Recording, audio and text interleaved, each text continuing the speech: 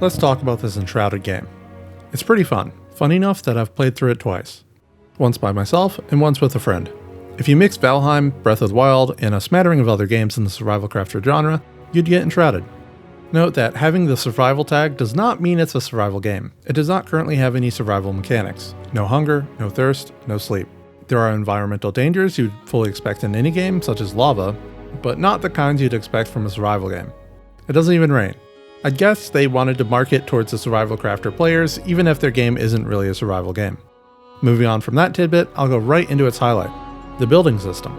Enshrouded is a game made entirely of smaller voxels than you're used to seeing, placed by a human's hand. The terrain is also smoothed out, which means you get the benefits of a highly customizable voxel game, and none of the spamming jump 3,000 times to go up a hill you get in Minecraft. The action RPG and puzzle aspects of the game are heavily influenced by your ability to say no thanks, blast a hole through a wall, and skip directly to your objective, much like the creative ways people solve the puzzles in the Zelda games.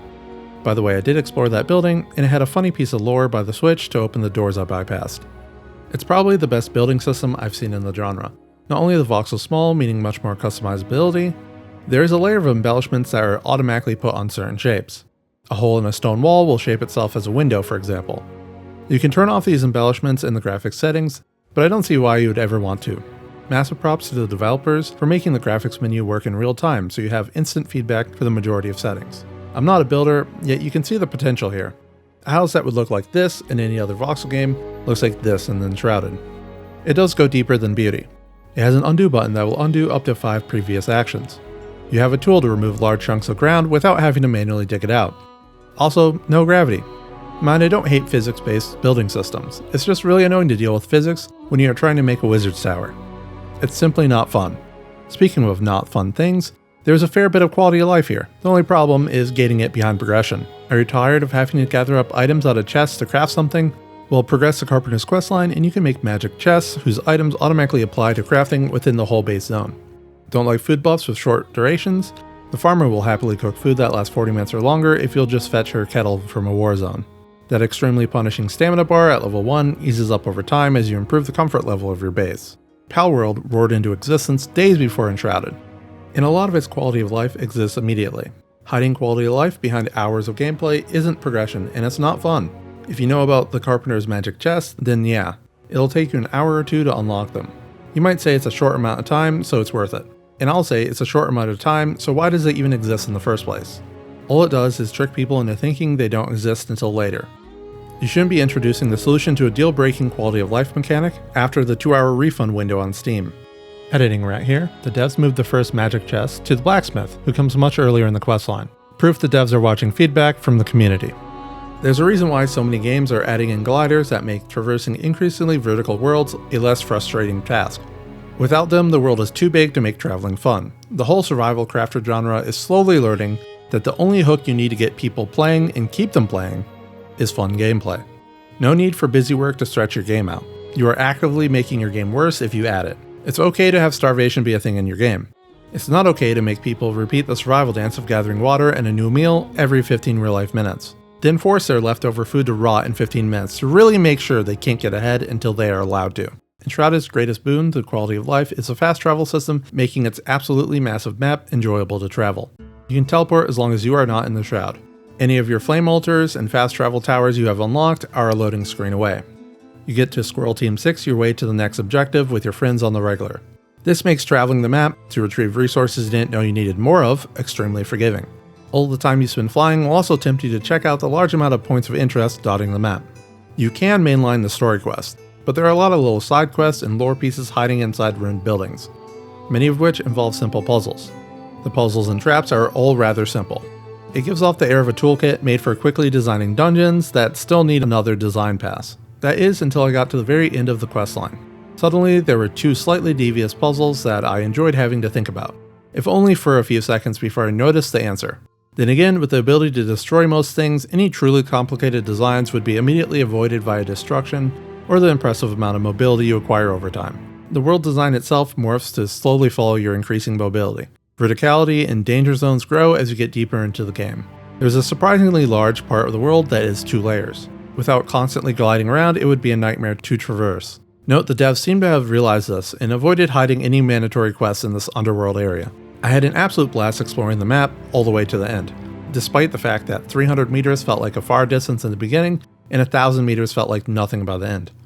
It's like they calculated the exact amount of time between distractions so that I never became bored as I went to another place. I'm reminded of Skyrim on release, when every single hill and turn in the path hit a new place to explore. At least, I remember it that way through the nostalgia glasses. In Enshrouded, if you see a new color of rock or a different kind of mushroom, you better gather it. It might be the next material you need to unlock a recipe. It sounds dumb, but I love the full-blown toddler sticking things in their mouth style of exploration. The people making all those tiny villages and ruined buildings did an amazing job at hiding the reuse. I only had a handful of moments in 70 hours of play where I realized I was in the same room I'd seen before. This is probably due to the incredible building system. It does not take long to make a convincing building, which means reuse is almost unnecessary. Exploration for exploration's sake is fun, but the rewards for exploring are not great. There are some unique items you will only find while exploring, but 95% of the loot is a slightly hidden chest that rolls a loot table relevant to the zone you're in, no different than any other chest in the zone. Most of the gear is uninteresting beyond a larger damage or armor stat.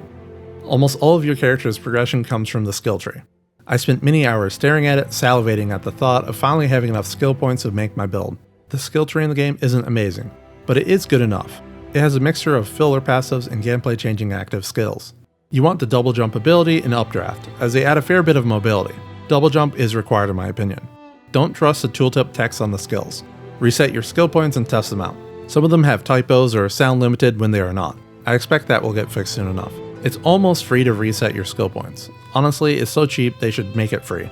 There are a handful of quality life passives in the center of the skill tree, and the survivor side has lots of stamina related goodness that you should respec into when you switch from fighting and questing to exploring and gathering. It'll save you a lot of time. It's time to talk about some of the bad things going on in the game. It's not like the game lacks polish, it's just that there are a lot of rough spots, and nitpicking things is my mojo. First of all, the combat is rather simple and unbalanced. Since there are no difficulty options in solo play, each encounter swings wildly from too easy to extremely difficult. Except the difficulty only comes from the massive amount of damage dealt to you, or the amount of health an enemy has. Not that it's actually a hard fight. The bosses are better at being a challenge. That said, if you don't want the appearance of a mid-game boss spoiled, close your eyes starting now. I promise it doesn't actually get to do anything. This spell is called Acid Bite. And now the boss is dead. You can open your eyes. So yeah, things clearly did not receive a balanced path before early access release. No, it has nothing to do with me having explored beyond my current quest progression in an exploration game. That spell two-shots every boss in the game if you can hit them with it. No investment needed. Speaking of bosses, they do get reused. Except it's more like mini-bosses. There's one actual boss in the game that feels like a boss. The rest are tankier mobs with 2 or 3 attacks. The obvious big baddie arenas are sometimes populated with a mini-boss you've already killed 5 times. I hope that is improved upon by full release. The game is already rather large, and the amount of unique bosses they will have to make as they increase it to its intended size may be too many to handle. Even Elden Ring reuses bosses. The common enemies do gain variance as the levels go up, which is nice, but you will only see new enemy types when you enter a new biome. The vast majority of combat will be with the same few enemies. In Valheim, only the points of interest are truly populated with enemies, and Enshrouded took a page from that book. A good decision, since I was already tired of fighting the same handful of them by the end. If they inhabited the empty areas between towns and droves, it would drive me nuts. For example, there is this bird enemy that constantly screeches, and it is the most annoying piece of crap in the game.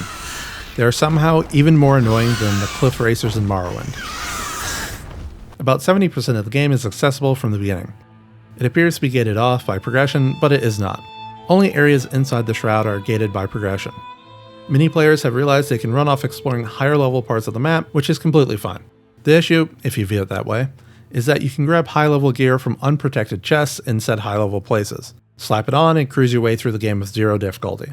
This is mostly due to the mobs, even ones capable of one-shotting you being little threat when you do not engage them.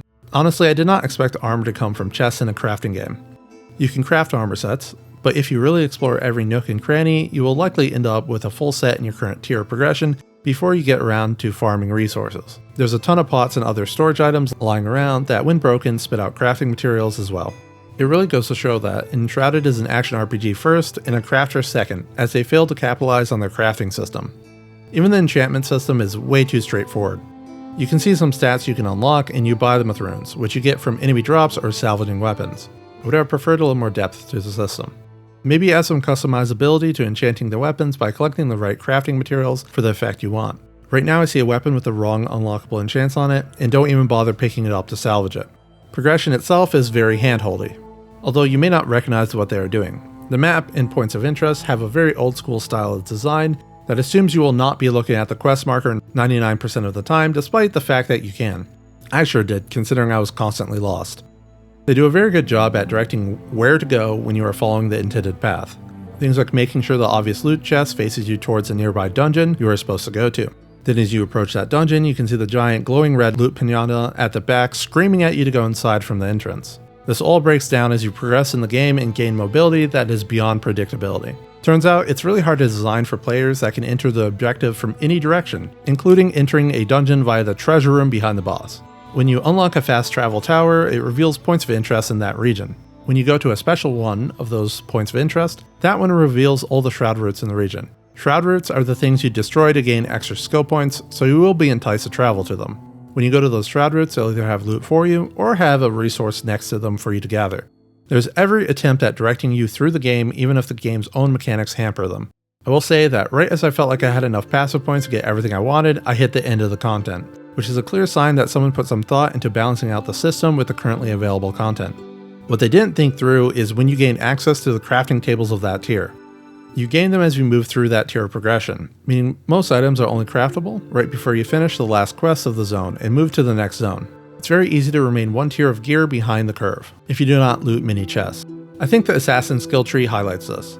It revolves around explosive arrows. However, the quest that grants you access to the crafting bench necessary to make explosive arrows is part of the last set of quests you receive.